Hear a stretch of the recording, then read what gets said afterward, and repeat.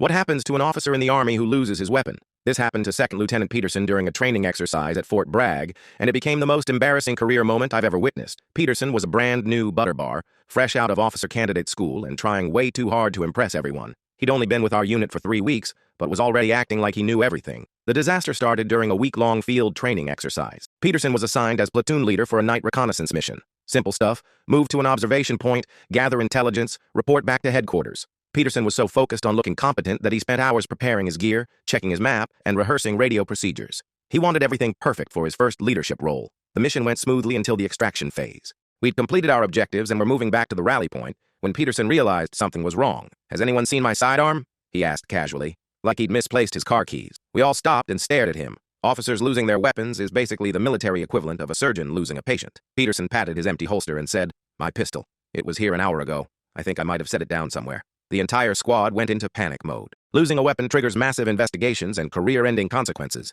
We spent the next 6 hours combing through the woods with flashlights, retracing every step. Peterson was getting more desperate by the hour, realizing his career might be over. By sunrise, we had to report back without Peterson's weapon. The investigation started immediately. Military police, criminal investigators, the whole nightmare. His company commander was furious. "Lieutenant Peterson," the captain said during the inquiry, "explain how a trained officer loses their sidearm during routine training." Peterson had no good answer. 3 days into the investigation, Peterson was facing potential court-martial charges. Then Private Martinez made a discovery that changed everything. "Sir," Martinez called out during morning formation, "is this yours?" He was holding Peterson's pistol, which he'd found inside Peterson's own rucksack during gear inspection. The entire company watched as Peterson stared at his weapon in complete confusion. He'd been carrying it in his pack the entire time without realizing it. Peterson had been so nervous that he'd automatically secured his sidearm in his rucksack and completely forgotten about it. His call sign became Lost and Found, and he never lived down the story of the great weapon hunt that ended in his own backpack.